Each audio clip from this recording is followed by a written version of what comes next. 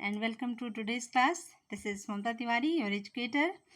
आज हम Bihar board class 9th की English poem on his blindness को पढ़ेंगे, जिसे जॉन मिल्टन ने लिखा है।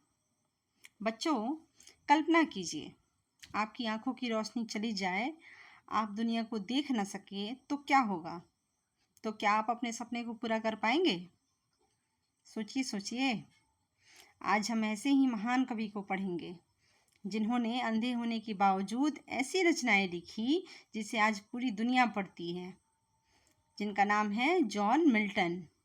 तो चलिए स्टार्ट करते हैं इस पोएम को। First of all we will study the poet. Brief introduction and then we will move on the poem. सबसे पहले हम कवि का जीवन परिचय देख लेते हैं, उसके बाद हम कविता की तरफ बढ़ेंगे। ऑन हिज ब्लाइंडनेस, अपने अंधेपन पर।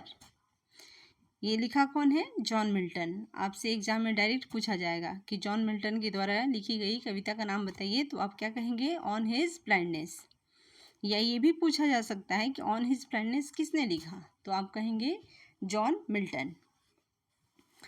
आगे बढ़ते हैं।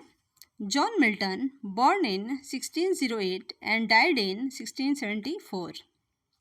जॉन मिल्टन का जन्म 1608 में और इनकी मृत्यु 1674 में हुई। He was born in Bread Street, London on 9 December 1608। उनका जन्म 9 दिसंबर 1608 को लंदन के ब्रेड स्ट्रीट में हुआ था। He was well-known Puritan poet of 17th century। 17वीं शताब्दी के वो जाने माने प्यूरिटन कवि थे। आप पूछेंगे कि प्यूरिटन क्या होता है? तो प्यूरिटन एक धार्मिक समुदाय है जो नैतिक विचारों पे, सच्चे विचारों पे चलने के लिए प्रेरणा देता है। इट इज़ वाइडली एक्नॉलेज्ड, यह बात सर्वविदित है, यह बात सब जानते हैं, that he lost his I site, कि जॉन मिल्टन अपनी आँखों को रोशनी को खो दिए थे। जॉन मिल्टन 44 साल की उम्र में अपनी आँखों की रोशनी को खो दिए थे, लेकिन developed his insight to the maximum, लेकिन उनके अंदर जो अंतर्दृष्टि थी ना, वो बहुत ही उच्च स्तर तक विकसित हुई थी। ही composed L'Allegro and Il Penseroso 1632, Comus 1634 and Lycidas 1637। उन्होंने Comus, Lycidas and L'Allegro Il Penseroso की रचना की।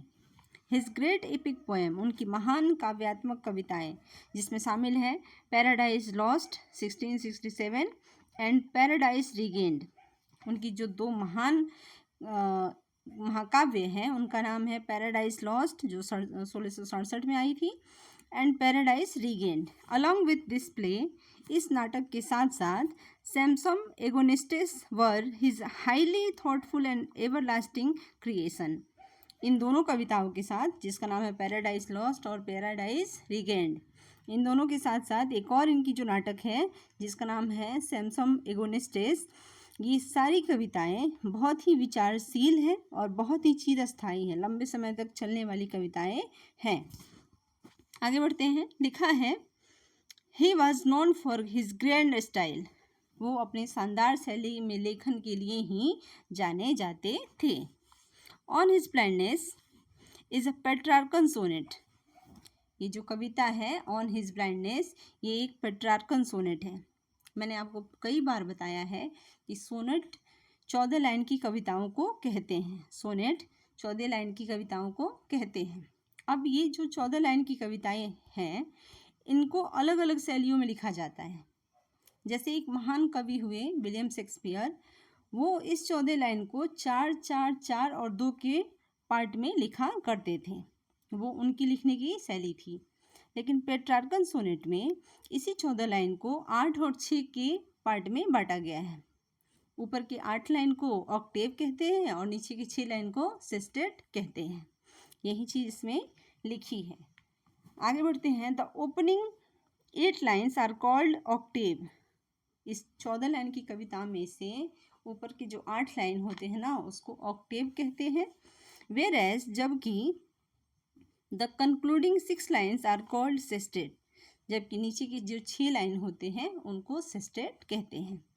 दिस सोनेट, यह जो कविता है, deal with his mental condition when he was deprived his eyesight. जब जॉन मिल्टन अपनी आँखों की रोशनी से वंचित हो गए थे, उसके बाद उनकी जो मानसिक स्थिति थी उसी स्थिति को इस कविता में बताया गया है। पॉइंट टू रिमेंबर, पूछा जाएगा कि ऑन हिज ब्लाइंडनेस किसने लिखा, तो जॉन मिल्टन ने। उनका जन्म कब हुआ, 1608 में। मृत्यु कब हुई, 1674 में। कहाँ जन्म लिए, लंदन में। लंदन में किस जगह पे, तो ब्रेड स्ट्रीट। कौन से डेट पे, तो 9 दिसंबर 1608। कौन से कवि थे, तो प्यूरिटन कवि थे। किस सेंचुरी के, तो 17वीं शताब्दी के। ठीक है। उनके द्वारा लिखी गई रचनाओं का नाम, तो सबसे पहला एल एलेग्रो एल पेंसरेसो जो 1632 में आया था। कॉमर्स जो 1634 में आया था। लेसिडस 1637 में। ठीक है। Paradise lost 1667। उसके बाद पैराडाइज रीगेन्ड, उसके बाद सैमसम एगोनिस्टिस। ठीक है। ये सब चीज़ें हैं जो याद रखनी है। सोनेट क्या होती है, तो 14 लाइन की कविता। ठीक है। 14 लाइन की 8 लाइन जो ऊपर वाली होती हैं उसको ऑक्टेव कहते हैं, नीचे की 6 लाइन को सेस्टेट कहते हैं। ठीक। तो इतनी सब बातें जॉन मिल्टन के बारे में याद रखनी है। आगे बढ़ते हैं कविता की तरफ। ये कविता जब उनकी आंखों की रोशनी चली गई तो उसके बाद उनकी कैसी मानसिकता थी, कैसी मनोदशा थी, उसी चीज़ को बताती है। और ये कविता वो जब अंधे हो गए, अंधे होने के बाद लिखी गई पहली कविता है। ठीक है। जिसका नाम है ऑन हिज ब्लाइंडनेस, उनके अंधेपन पर या अपने अंधेपन पर। ठीक है।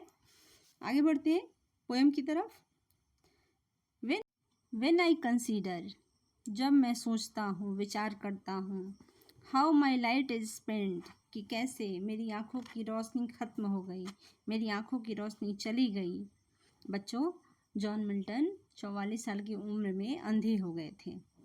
तो अंधे होने के बाद उनकी द्वारा लिखी गई ये पहली कविता में वो अपने दुखों को, अपनी चिंताओं को बताते हैं। When I consider, जब मैं सोचता हूँ, how my light is spent, कि कैसे मेरी आँखों की रोशनी चली गई। एर हाफ माई डेज, मेरे जीवन के आधे दिन बीतने से पहले कैसे मेरी आँखों की रोशनी चली गई। In the dark world and wide, इस विशाल अंधेरी दुनिया में मेरे जीवन के आधे दिन बीतने से पहले मेरी आँखों की रोशनी चली गई। जब मैं ये विचार करता हूँ, एंड दैट वन टैलेंट, और वो एक प्रतिभा, which is death to hide, जिसे छुपाना मेरे लिए मृत्यु की समान है, लॉज विथ मी यूजलेस, मेरे अंदर बेकार पड़ी रह गई। और जब मैं ये बात सोचता हूँ तो मुझे ईश्वर से, मेरे मन में ईश्वर के प्रति बहुत सारे सवाल उत्पन्न होते हैं। दाऊ, यद्यपि my soul more bent to serve therewith my maker, यद्यपि, हालांकि, अभी भी मेरी आत्मा मेरे मेकर की सेवा करने की इच्छा रखती है। जिस ईश्वर ने मुझे बनाया है उनकी सेवा करने की इच्छा रखती है। And present my true account, और मैं अपना सच्चा हिसाब अपने मेकर, अपने भगवान के सामने रखना चाहता हूँ।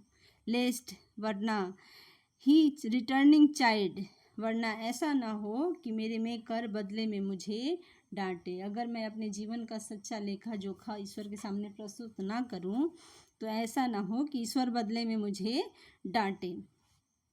यहाँ पे DOTH डथ लिखा है, इसको डज पढ़ते हैं क्योंकि ये ओल्ड इंग्लिश का फॉर्म है। God except day labour, light denied I fondly ask, मैंने भगवान से प्रेम पूर्वक पूछा कि क्या भगवान उससे भी सेवा चाहते हैं जिनकी आंखों की रोशनी जा चुकी है। But patience to prevent that murmur soon replies, इसका जवाब मुझे मेरे धैर्य ने दिया। That God does not need either man's work or his own gift, कि भगवान को ना ही इंसान का काम चाहिए और ना ही उनके दिए गए तोहफे। Who best bear his mild yoke, और जो व्यक्ति अपनी ज़िंदगी की परेशानियों का सामना अच्छे से करता है, दे सर्व हिम बेस्ट, वहीं उनकी सेवा करता है। हिज स्टेट इज किंगली, भगवान का जो राज्य है ना राजसी है, भगवान राजाओं के राजा हैं। Thousand at his bidding speed and post over land and the ocean without rest, हजारों लोग उनकी आदेश पर जमीन और समुद्र पर चलते हैं, बिना रुके, बिना ठहरे, बिना थमे। दे ऑल्सो सर्व, वे लोग भी उनकी सेवा करते हैं। That who only stand and wait, वे लोग जो धैर्य से इंतजार करते हैं, ठीक है, प्रतीक्षा करते हैं, वह भी भगवान की सेवा करते हैं। इस कविता में जॉन मिल्टन ने अपनी अंधेपन के कारण उत्पन्न दुख, चिंता और मन की उलझनों को व्यक्त किया है। उन्हें ऐसा लगता है कि आँखों की रोशनी चले जाने के कारण अपनी प्रतिभा का उपयोग वो नहीं कर पाएंगे। वे ईश्वर के प्रति समर्पण पर जोर देते हैं और इसीलिए वे कहते हैं कि जब उनके अंदर की जो प्रतिभा है जो ईश्वर ने उन्हें दिया है, अगर वो भी उसका इस्तेमाल नहीं कर पाए तो वो भगवान की सेवा नहीं कर पाएंगे। लेकिन अंततः उन्हें यह एहसास होता है कि ईश्वर सिर्फ काम करने वालों की ही नहीं बल्कि धैर्य और विश्वास के साथ उनकी इच्छा को स्वीकार करने वाले लोगों की भी सेवा स्वीकार करते हैं। ठीक है बच्चों, हमें कठिन परिस्थितियों में भी धैर्य, विश्वास और पॉजिटिव सोच बनाए रखना चाहिए। हमें घबराना नहीं चाहिए। ईश्वर किया जो भी फैसला हो उसको हमें स्वीकार करना चाहिए। इसी के साथ ये कविता खत्म होती है। Thank you.